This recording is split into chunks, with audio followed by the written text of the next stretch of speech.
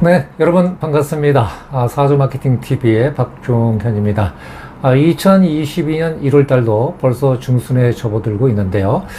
다음 주가 이제 대안이기 때문에 1월 달 소환 대안만 지나면은 사실상 2021년 12월 신축월도 다 지나가고 2월 4일이 입춘이기 때문에 본격적으로 2022년 2월 4일부터 새해가 시작된다, 이렇게 얘기할 수 있겠습니다. 물론 이제 명리라고 하는 것은 24절기를 기반으로 하기 때문에 입춘이라고 할 수 있는 2월 4일이 사실상 신년의 개념이다. 그래서 우리는 입춘대길이라는 말로 새해를 또 맞이하기도 합니다. 자, 오늘 이 시간에는 사주와 신년 새해 건강에 대해서 한번 살펴보는 시간을 갖도록 하겠습니다. 네, 작년 연말부터 2022년 1월의 1일까지 제가 요즘 일상 중에 하나가 월요일부터 금요일까지 우리 부친을 모시고 강남 세브란스 병원에서 방사선 치료를 하는 것이 일상 중에 하나가 됐습니다. 물론 좀 미연에 발견이 되었으면 하는 그런 아쉬움이 좀 있습니다만은 시골에서 계시다 보니까 조금 늦게 발견이 되고 조치가 되고 있는 점, 좀 아쉬움이 좀 있습니다. 그래서 사주와 건강, 과연 어떤 관계가 있을까? 물론 의학적 관점과 또 명리학 관점에서 분석이 일치하는 부분도 있겠습니다만은 제가 의사가 아닌 이상은 분명 다른 부분도 있다고 볼 수 있겠습니다. 그러나 의사가 보든 또는 이제 명리학 관점에서 보든 세상에 완벽한 분석 툴은 없다고 볼 수 있고요. 사주 관점에서 어떤 타고난 어떤 건강상의 문제 또는 위험 요인 이런 것은 어느 정도 분석이 가능하다는 전제하에 오늘 오행 관점에서 우리가 건강에 특히 조의할 부분이 어떤 것이 있는지 그런 각도에서 간략히 살펴보도록 하겠습니다. 네, 제가 웬만하면은 저희 가족에 대한 사주 분석은 하지 않으려고 노력하고 있습니다만은 최근 저희 부친의 이제 방사선 치료권도 있고 해서 부친의 사주를 한번 분석을 해봤습니다. 일간을 중심으로 특정 오행이 어떻게 분포되어 있나라는 각도에서 들여다봤는데요. 정말로 깜짝 놀랄 만한 그런 어떤 사주 구성을 발견하게 됐습니다. 일간을 중심으로 해서 특정 오행이 4개나 사주 8글자 중에서 포진되어 있는 것을 보고 이것이 바로 지금 방사선 치료의 어떤 근원이 될 수도 있겠다라는 그런 생각을 해보았습니다. 자, 그렇다면 우리가 이제 오행이라고 하는 것은 이제 목화, 토, 금, 수 이렇게 5가지를 얘기하는 것은 다 아실 텐데요. 일간을 중심으로 해서 특정 오행이 과다하게 편성됐을 때 어떤 문제가 발견이 되는지 한번 살펴보겠습니다. 자, 먼저 일간이 목인 그런 사주가 있는데 주변 특히 월지 또 월간 일지를 중심으로 해서 이 목의 기운이 과다하게 포진되어 있다라고 했을 때는 바로 이 재성이라고 하는 토에 문제가 생길 수 있다는 겁니다. 토라고 하는 것은 우리가 오장육부로 얘기하면 이제 비장, 위장, 그리고 또 이제 피부 이런 것을 좀 얘기할 수가 있을 것 같고요. 그리고 또 일간이 또 이제 화를 가지고 있는 분들은 또 주변에 또 월간이라든가 또 일지 또 월지 여기 중심으로 해서 화의 기운이 과다하게 이제 구성되어 있는 분들은 바로 이제 금이라고 하는 재성, 이것이 문제가 되는데요. 금이라고 하는 것은 이제 오장육부로 얘기하면 바로 이 폐, 대장 이런 것이 되겠는데 이것으로부터 좀 자유로울 수 없다라고 하는 부분을 살펴보시겠습니다.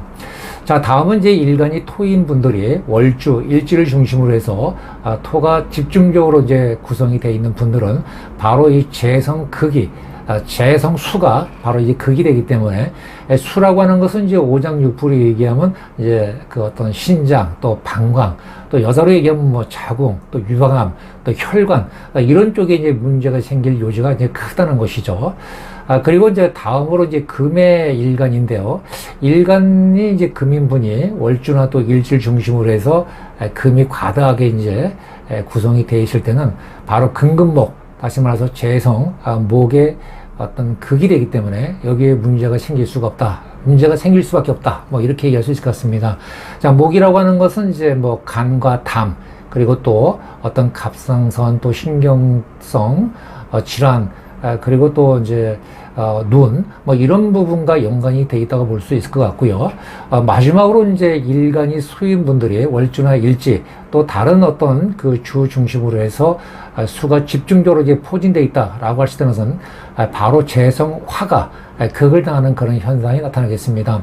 재성 이제 그 화라고 하는 것은 바로 이제 소장 그리고 심장 뭐 이런 계통을 얘기를 할 수 있는데요.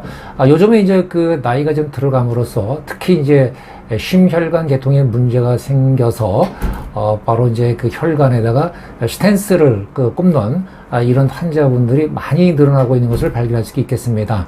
바로 이런 부분에 있어서 문제가 생길 여지가 많다라고 하는 것을 강조드리고 싶습니다. 네, 결론적으로 사주팔자라고 하는 것은 바로 이 음양오행의 균형과 조화를 취한다라고 해도 과언이 아닐 것 같습니다.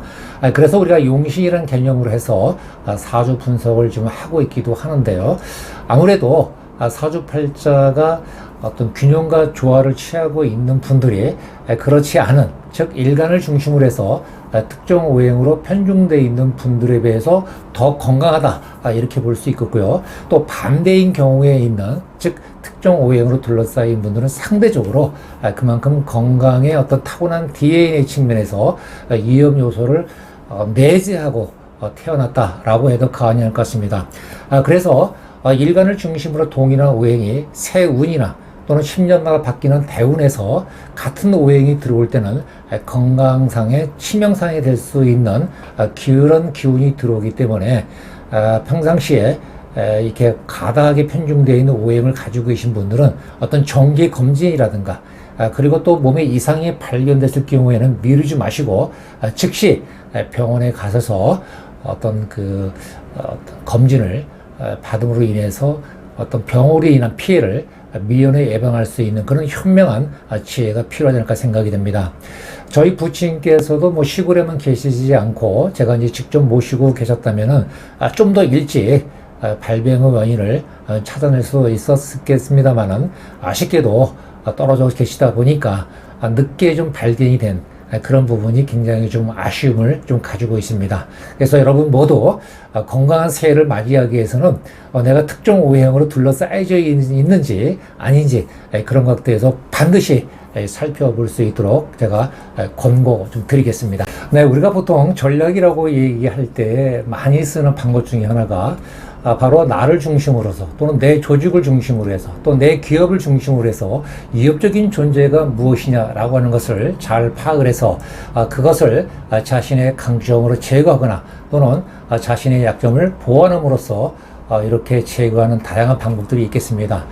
그래서 오늘 제가 사주와 신년 어떤 건강에 대해서 오행 관점에서 살펴보았습니다만은 분명하게 자신의 강점도 있고 또 자신의 약점도 있습니다.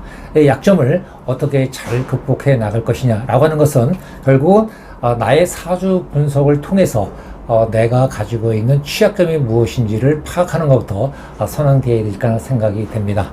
네, 지금까지 사주 마케팅 TV의 박종현이었습니다. 여러분 고맙습니다.